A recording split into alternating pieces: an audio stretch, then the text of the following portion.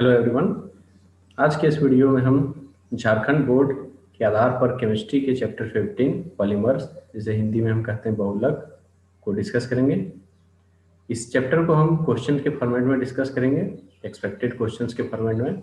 और ये expected questions आपके मॉडल पेपर, प्रीवियस ईयर्स के मॉडल पेपर और प्रीवियस ईयर्स के क्वेश्चंस से रिड्यूस सिलेबस के आधार पर बनाया गया है। तो इसलिए यह वीडियो आपके लिए एक महत्वपूर्ण वीडियो है। आप इस वीडियो को पूरा देखें और हो सके तो कम से कम 2 बार देखें, ताकि अच्छे से आपको समझ में आए और आप सारे कॉन्सेप्ट को अच्छे से लिख सकें और आसानी से आप 3 मार्क्स इस चैप्टर से ला सकते हैं। Polymers, chemistry in everyday life, ये दोनों चैप्टर काफ़ी आसान चैप्टर है केमिस्ट्री के क्लास 12 के लिए, और दोनों चैप्टर 3-3 मार्क्स का है और आप आसानी से इन दोनों चैप्टर से 6 मार्क्स का स्कोर कर सकते हैं। केमिस्ट्री इन एवरीडे लाइफ को हम प्रीवियस वीडियो में डिस्कस कर लिए हैं। अगर आपने अभी तक नहीं देखा है तो आप उसे एक बार जरूर देखें, क्योंकि उससे भी 3 मार्क्स का क्वेश्चन पूछा जाता है और इससे भी 3 मार्क्स का क्वेश्चन पूछा जाता है। दोनों काफ़ी आसान चैप्टर है। ये चैप्टर को अगर हम नोट्स के फॉर्मेट में डिस्कस करें तो ये 1 से 2 पेज में डिस्कस हो जाएगा, लेकिन ये हम आपको क्वेश्चंस के फॉर्मेट में डिस्कस इसलिए कर रहे हैं ताकि आपको एग्जाम ओरिएंटेड प्रैक्टिस हो सके। एग्जाम ओरिएंटेड डिस्कशन करने के लिए हम इसे क्वेश्चन के फॉर्मेट में करते हैं, इसीलिए ये वीडियो थोड़ा सा लंबा हो जाता है। वरना अगर हम उसको सिर्फ नोट्स के फॉर्मेट में आपके जो सिलेबस में इस बार आ रहा है रिड्यूस सिलेबस में उसको डिस्कस करें तो ये काफ़ी शॉर्ट वीडियो बनेगा। तो हम सबसे पहले मॉडल पेपर्स को डिस्कस करेंगे, model paper set 1, model paper set 2, उसके आंसर्स को डिस्कस करेंगे। और सबसे पहले हम ओवरव्यू ले लेते हैं, क्या क्या हमें इस बार पढ़ना है, क्या क्या हमें आज के वीडियो में देखना है। तो सबसे पहले हमें मॉडल पेपर सेट 1 का क्वेश्चंस और आंसर्स को देखना है, फिर मॉडल पेपर सेट 2 के क्वेश्चंस और आंसर्स को, फिर उसके बाद फिर हम सिलेबस को देखेंगे, अच्छे से सिलेबस को समझेंगे। सिलेबस को समझना काफ़ी जरूरी होता है। कोई भी एग्जाम के लिए उसका सिलेबस, उसका गाइडलाइन होता है, उसका रोड मैप होता है, वो हमें बताता है कि हमें कहाँ जाना है और कैसे जाना है। फिर हम कुछ एमसीक्यू को डिस्कस करेंगे जो कि पिछले प्रीवियस ईयर्स में आपके रिड्यूस सिलेबस के आधार पर पूछा गया है और मॉडल पेपर में पूछा गया है। कुछ एमसीक्यू, कुछ फिल इन द ब्लैंक्स को डिस्कस करेंगे। उसके बाद फिर हम कुछ क्वेश्चंस को देखेंगे, क्या क्या क्वेश्चंस आपको एग्जाम में पूछे जा सकते हैं। ये क्वेश्चंस आपको बेसिकली 2 मार्क्स में पूछे जाएंगे। तो काफ़ी क्वेश्चंस हैं और आप 90% चांस रखिए कि आपके जो बोर्ड एग्जाम में क्वेश्चन आएगा इन्हीं में से कोई एक क्वेश्चन आएगा। और जो ये लास्ट में हम क्वेश्चंस के आंसर्स को हम नोट्स के फॉर्मेट में डिस्कस करेंगे, जो कि 3 पेज का नोट्स है। और ये 3 पेज बेसिकली आपके पूरे सिलेबस को कवर करता है और उनमें से सारे क्वेश्चंस के आंसर इसी में हैं और सारे नोट्स को कवर, सारे सिलेबस को कवर करता है। इसलिए ये 3 पेज सबसे ज़्यादा इंपॉर्टेंट है। ये 3 पेज आपको 3 मार्क्स दिला सकते हैं। तो ये 3 पेज आपके 3 मार्क्स हैं, इनको हम डिस्कस करेंगे। तो ये है आपका ब्रीफ ओवरव्यू। फिर हम आते हैं स्टार्टिंग में। सबसे पहले मॉडल पेपर सेट 1 को डिस्कस करते हैं। मॉडल पेपर सेट 1, इसमें भी आप देख सकते हैं मार्क्स 3 मार्क्स का क्वेश्चन पूछा गया था। मॉडल पेपर सेट 2 में भी 3 मार्क्स का क्वेश्चन पूछा गया था। 1 मार्क्स जो होता है वो आपका फिल इन द ब्लैंक्स नहीं तो एमसीक्यू से पूछा जाता है और 2 मार्क्स का क्वेश्चन आपसे पूछा जाता है। ठीक है, दोनों के केस में आप देख सकते हैं, इसमें एक एमसीक्यू है, इसमें एक फिल इन द ब्लैंक्स है और एक 2 मार्क्स का क्वेश्चन, इसमें भी एक 2 मार्क्स का क्वेश्चन। तो यही बेसिकली इसका फॉर्मेट है। इसी फॉर्मेट में आपका क्वेश्चन पूछा जाएगा। तो सबसे पहला क्वेश्चन आप मॉडल पेपर सेट 1 में देख सकते हैं, ये है monomer of polythene is. Polythene का मोनोमर क्या है। इस चीज को हम स्टार्ट करने से पहले थोड़ा सा ब्रीफ इंट्रोडक्शन आपको पॉलीमर्स का हम दे देते हैं ताकि आपको चैप्टर समझने में आसानी हो। तो आप एक पिक्चर देखिए, ये देखिए, इसमें पॉलीमर बेसिकली होता है एक तरह का मैक्रोमोलिक्यूल्स, एक तरह का बड़ा सा मॉलिक्यूल। और वो बनता कैसे है, वो छोटे छोटे मॉलिक्यूल्स को संयोजित करके, मतलब जोड़ करके वो बड़ा सा मॉलिक्यूल्स बनता है। तो स्मॉल मॉलिक्यूल्स को हम मोनोमर्स कहते हैं, हिंदी में उसे हम एकलक कहते हैं। लार्ज मॉलिक्यूल्स को हम पॉलीमर कहते हैं, जिसे हम बहुलक कहते हैं हिंदी में। और एकलक से बहुलक बनाने की प्रक्रिया मीन्स मोनोमर्स, स्मॉल मॉलिक्यूल से लार्ज मॉलिक्यूल्स बनाने की प्रक्रिया को हम पॉलीमराइजेशन कहते हैं, हिंदी में से हम कहते हैं बहुलीकरण। ठीक है, तो ये है बेसिकली पॉलीमर्स। आप प्रोटीन, सेलुलोज, ये सब तो कॉमन चीज है जो आप सुने होंगे। तो ये सब भी एक तरह का पॉलीमर्स ही है। ठीक है, पॉलीथीन, ये सब पॉलीमर्स है। तो इसमें आप देख सकते हैं, जैसे एग्जांपल में एक पॉलीथीन कैसे बनता है। तो इथीन आप पढ़े हुए हैं, क्लास 10 में भी पढ़े हुए हैं, कार्बन एंड इट्स कंपाउंड में इथीन होता है CH2CH2। तो CH2 मान लीजिए ये सारा मॉलिक्यूल्स एक CH2 मॉलिक्यूल CH2 मॉलिक्यूल से मींस इथिन का मॉलिक्यूल है, दूसरा इथिन मॉलिक्यूल, तीसरा, इसी तरह कई इथिन मॉलिक्यूल्स मिल करके n इथिन मॉलिक्यूल्स मिल करके रिएक्ट करके पॉलीमराइजेशन बेसिकली एक तरह का रिएक्शन है, बहुलीकरण बेसिकली एक तरह का रिएक्शन है जिसमें ये सारे मॉलिक्यूल्स मिल जाते हैं और मिल करके एक बड़ा सा मॉलिक्यूल बनाते हैं, एक मैक्रो मॉलिक्यूल बनाते हैं, बड़ा सा मॉलिक्यूल बनाते हैं, उसे हम कहते हैं पॉलीमर। तो ये बेसिकली ये प्रोसेस है। तो पॉलीमराइजेशन बेसिकली एक तरह का प्रोसेस है जिससे मोनोमर से पॉलीमर बनता है, स्मॉल मॉलिक्यूल्स कंबाइन होकर के लार्ज मॉलिक्यूल्स बनते हैं जिसे हम कहते हैं पॉलीमर। ठीक है, तो इथीन क्या है, n number of ethene means बहुत सारा इथीन मिल करके पॉलीथीन बनता है, और जिस रिएक्शन से बनता है, जिस प्रोसेस से बनता है, जिस प्रक्रिया से बनता है, उस प्रक्रिया को हम पॉलीमराइजेशन कहते हैं। तो polymerisation is basically is the process of formation of polymer, polymer के फॉर्मेशन का प्रोसेस, पॉलीमर के फॉर्मेशन का प्रक्रिया पॉलीमराइजेशन या फिर बहुलीकरण कहलाता है। ब्रीफ इंट्रोडक्शन अभी तक हम देख लिए, जिसमें पॉलीमर किसे कहते हैं, बहुलक किसे कहते हैं, और बहुलीकरण मीन्स पॉलीमराइजेशन किसे कहते हैं, ये हम देख चुके हैं। जिसमें हम देखे थे कि नंबर ऑफ स्मॉल मॉलिक्यूल्स मिलकर लार्ज मॉलिक्यूल्स बनाता है जिसे हम कहते हैं पॉलीमर, और जिस प्रोसेस से बनाते हैं उसे हम कहते हैं पॉलीमराइजेशन। तो उसमें हम देखे थे कि बहुत सारे छोटे छोटे इथीन मॉलिक्यूल्स मिलकर के बनाए थे पॉलीथीन। तो वही क्वेश्चन यहाँ पूछा गया है, monomer of polythene is, polythene का एकलक है, कौन सा एकलक है, मोनोमर मीन्स किस स्मॉल मॉलिक्यूल से पॉलीथीन बना हुआ है। तो इसका आंसर है इथीन। इसको हम इंट्रोडक्शन पार्ट में भी डिस्कस कर चुके हैं। तो option B is the correct answer for question number 12 of model paper set 1। ठीक है, अब नेक्स्ट क्वेश्चन की ओर जाते हैं। Explain the term copolymerisation. ठीक है, कोपॉलीमराइजेशन, गिव वन एग्जांपल। ये क्वेश्चन बहुत ही इंपॉर्टेंट क्वेश्चन है क्योंकि ये सेट 2 का भी पार्ट है। डिफाइन होमोपॉलीमर और कोपॉलीमर। कोपॉलीमर को बनाने की प्रक्रिया को ही कोपॉलीमराइजेशन कहा जाता है। ठीक है, सबहुलीकरण हिंदी में उसे हम कहते हैं। कोपॉलीमर क्या होता है, ऐसे पॉलीमर जो दो या दो से अधिक डिफरेंट मोनोमर से बने हुए हैं उसे हम कहते हैं कोपॉलीमर। जिस प्रोसेस से, जिस पॉलीमराइजेशन रिएक्शन से कोपॉलीमर्स बनते हैं उसे हम कहते हैं कोपॉलीमराइजेशन, या फिर हिंदी में हम उसे कहते हैं सहबहुलीकरण। ठीक है, सहबहुलक क्या होता है, वैसे प्रकार के बहुलक जो दो या दो से अधिक मोनोमर को हिंदी में हम कहते हैं एकलक से बना हुआ है उसे हम कहते हैं सहबहुलक। जिस प्रक्रिया से, जिस रिएक्शन से बनता है उसे हम कहते हैं सहबहुलीकरण। तो ये हो गया इसका आंसर। आप इस प्रकार से लिख सकते हैं एग्जाम में। अब हम आते हैं मॉडल पेपर सेट 2 में। मॉडल पेपर सेट 2 में सबसे पहला क्वेश्चन है, fill in the blanks, 1 marks का। Natural rubber is a polymer of, प्राकृतिक रबर किसका बहुलक है। ठीक है, मीन्स नेचुरल रबर किससे बना हुआ है, उसका मोनोमर क्या है, उसका एकलक क्या है, ये क्वेश्चन आपसे ये पूछ रहा है। तो नेचुरल रबर बेसिकली बना हुआ है आइसोप्रीन से, और इसीलिए नेचुरल रबर का दूसरा नाम है poly isoprene. Poly means many, मतलब बहुत सारे आइसोप्रीन मॉलिक्यूल्स मिल करके नेचुरल रबर बनाते हैं। ठीक है, नेक्स्ट क्वेश्चन है, define homopolymer and copolymer, give one example of each. आपको होमोपॉलीमर, जिसे हम हिंदी में कहते हैं समबहुलक, और कोपॉलीमर सबहुलक को परिभाषित करना मीन्स डिफाइन करना है और एक एक उदाहरण देना है। तो कोपॉलीमर क्या होता है, इसे हम इस क्वेश्चन में भी डिस्कस किए थे। क्वेश्चन नंबर 34 सेट 1 का क्वेश्चन नंबर 34 में अभी हम कोपॉलीमर को डिस्कस किए थे, वही चीज यहाँ भी हमें डिस्कस करना होगा, और होमोपॉलीमर के बारे में हमको देखना है। तो ये दोनों बेसिकली एक तरह का एडिशन पॉलीमर है। एडिशन पॉलीमर दो तरह के होते हैं, एक होमोपॉलीमर, दूसरा कोपॉलीमर। इसे हम जब चैप्टर के सिलेबस को डिस्कस करेंगे तब अच्छे से आपको समझाएंगे कि क्या, कैसे, क्या पढ़ना है। ठीक है, तो अभी आप सिर्फ इसका आंसर देख लें। होमोपॉलीमर क्या होता है, वैसे पॉलीमर, वैसे बहुलक जिसका निर्माण एक ही प्रकार के मोनोमर के रासायनिक संयोग द्वारा होता है। Means polymer made up of one type of monomer, एक तरह के मोनोमर से जो पॉलीमर बना हुआ है उसे हम कहते हैं होमोपॉलीमर, और दो या दो से अधिक टाइप के मोनोमर से जो पॉलीमर बना हुआ है उसे हम कहते हैं कोपॉलीमर। होमोपॉलीमर को आप इंग्लिश में इस प्रकार से लिख सकते हैं, हिंदी में इस प्रकार से। सेम आप इंग्लिश में कोपॉलीमर को इस प्रकार से, हिंदी से इस प्रकार से। हिंदी और इंग्लिश में आंसर आपको प्रोवाइड करने का मेरा यही उद्देश्य है कि आप चाहे इंग्लिश मीडियम से हो चाहे हिंदी मीडियम से हो, आप दोनों अच्छे से आंसर लिख सकें। और ठीक है, होमोपॉलीमर का एग्जांपल में आप लिख सकते हैं पॉलीथीन, पीवीसी को कहते हैं polyvinyl chloride, polystyrene, Teflon, pen, ये सब आप लिख सकते हैं। कोपॉलीमर के एग्जांपल में आप लिख सकते हैं नायलॉन 66, ग्लाइप्टल, टर्लियन, बुनायस, बुनायन। और बुनायस, बुनायन बेसिकली दो तरह, ये दोनों रबड़ हैं, सिंथेटिक रबड़ हैं। सिंथेटिक रबड़ कहने का अर्थ है मैनमेड रबड़, इंडस्ट्री में, लैब में से बनाया जाता है। ठीक है, तो इस प्रकार से हम मॉडल पेपर सेट 1 और सेट 2 के क्वेश्चंस के आंसर्स को हिंदी एवं इंग्लिश में हम डिस्कस कर लिए। अब हम इस चैप्टर के सिलेबस को देखते हैं। आपके सिलेबस रिड्यूस सिलेबस को देखते हैं। और रिड्यूस सिलेबस काफ़ी छोटा कर दिया गया है, जिसमें आपको ज़्यादा कुछ नहीं पढ़ना है।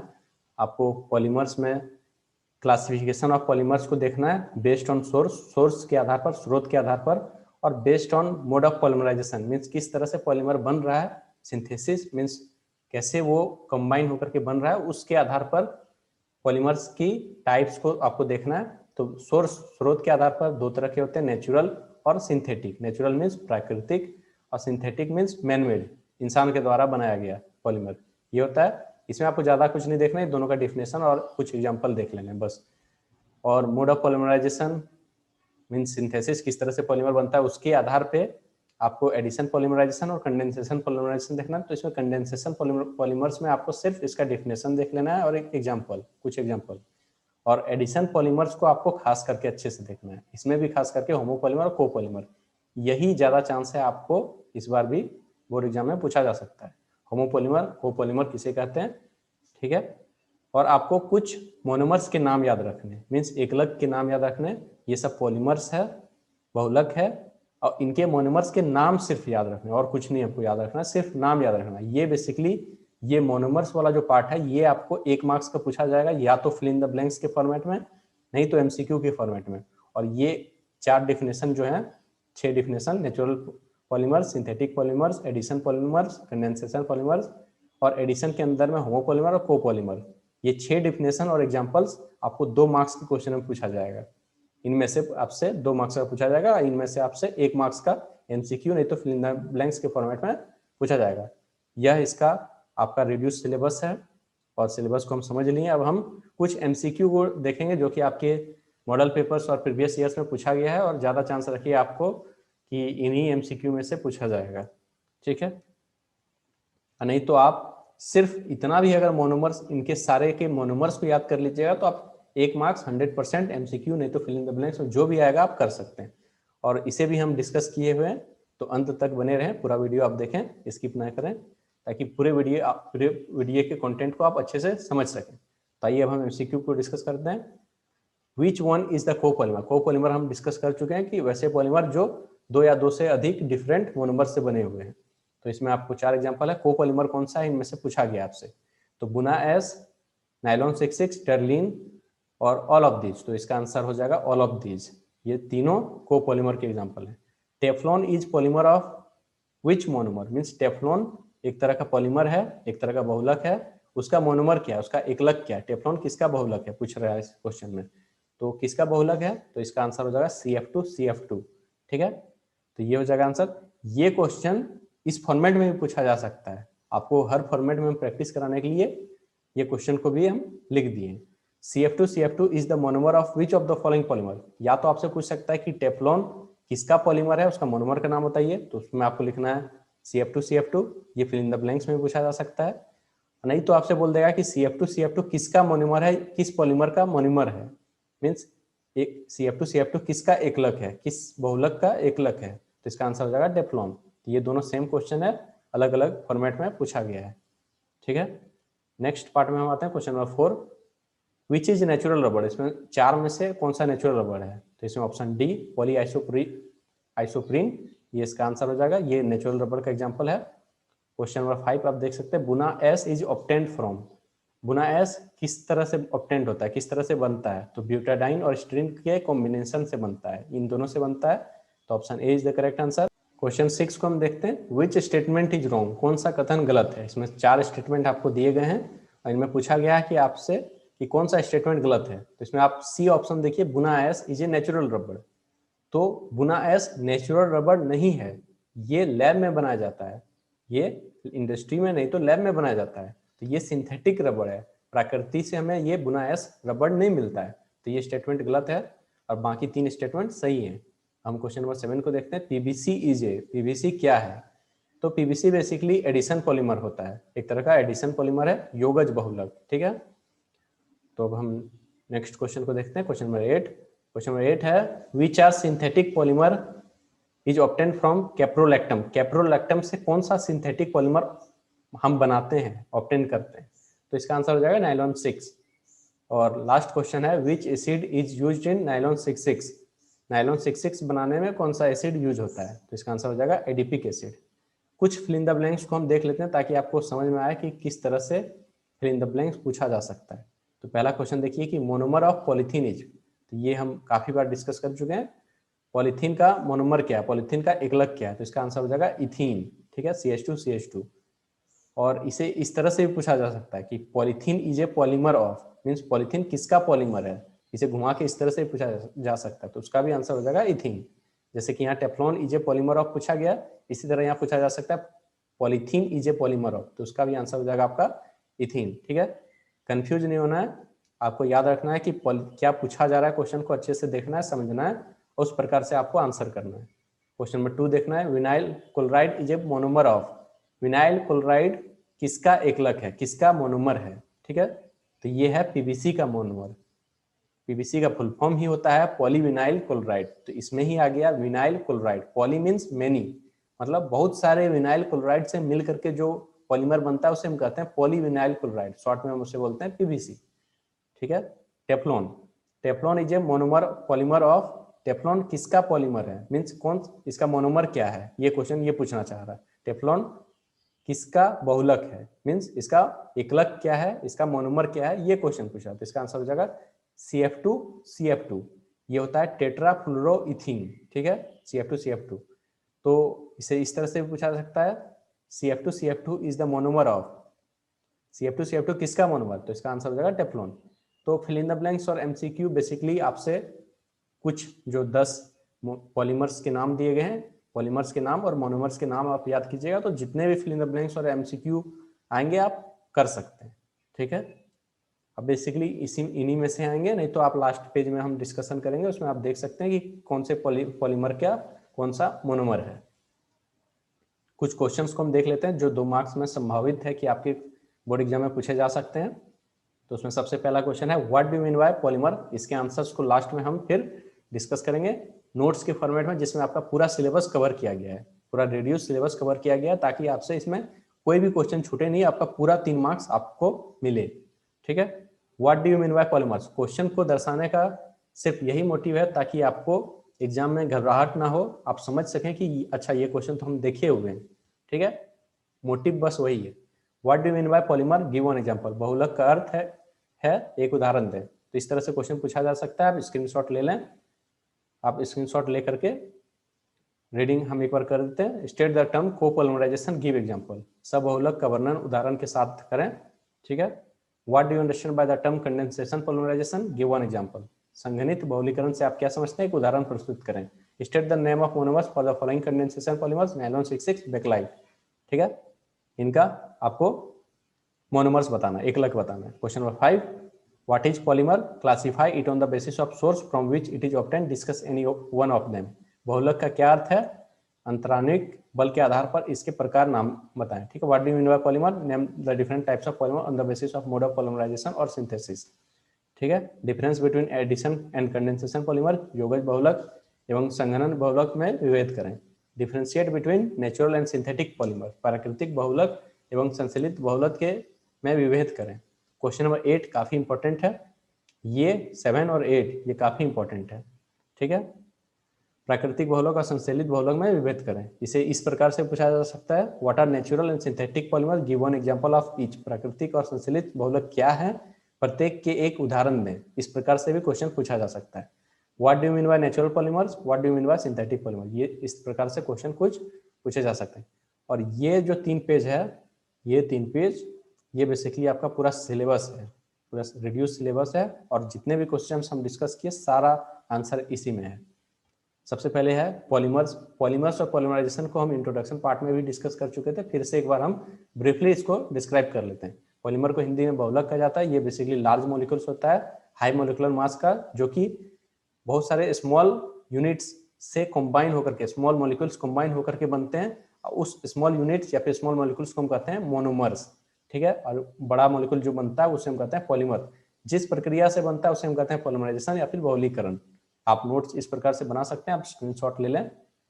और आपके सिलेबस में क्लासिफिकेशन 2 आधार पे आपसे पूछा गया है, सोर्स के आधार पर और सिंथेसिस के आधार पर, मीन स्रोत के आधार पर और सिंथेसिस किस तरह से बनता है उसके आधार पे पढ़ना है। तो सोर्स के आधार पर पॉलीमर्स 3 तरह के होते हैं, नेचुरल, सिंथेटिक और सेमी सिंथेटिक।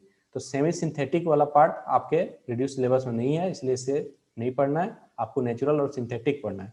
तो नेचुरल मीन्स क्या होता है, प्राकृतिक, जो हमें नेचर से, वैसे पॉलीमर्स जो हमें नेचर से मिल जाए उसे हम कहते हैं नेचुरल पॉलीमर्स, और जो हमें लैब में मिले, ह्यूमन के द्वारा बनाया गया है, उसे हम कहते हैं सिंथेटिक पॉलीमर। सिंपल डिफिनेशन यही है दोनों का, ठीक है।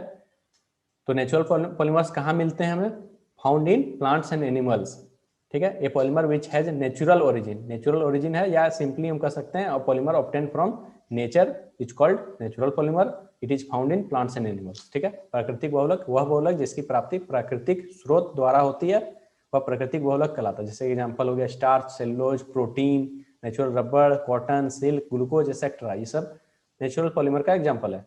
सिंथेटिक पॉलीमर के केस में हम देखते हैं तो पॉलिस्टर वगैरह जो भी आप मानते हैं वो सब भी, पॉलीथीन वगैरह, ये सब सिंथेटिक पॉलीमर्स के एग्जांपल है। Bakelite, polythene, PVC, nylon 6, nylon 66 means एक तरह का जो इंसान के द्वारा बनाया गया है लैब में या फिर इंडस्ट्री में, फैक्ट्री में, वह सिंथेटिक पॉलीमर कहलाता है। Manmade polymer is called synthetic polymer, it is manufactured in laboratories और इंडस्ट्रीज, ठीक है। संश्लेषित बहुलक, एक मानव निर्मित बहुलक को संश्लेषित या फिर सिंथेटिक बहुलक कहा जाता है, या प्रयोगशाला और उद्योगों में निर्मित है, ठीक है।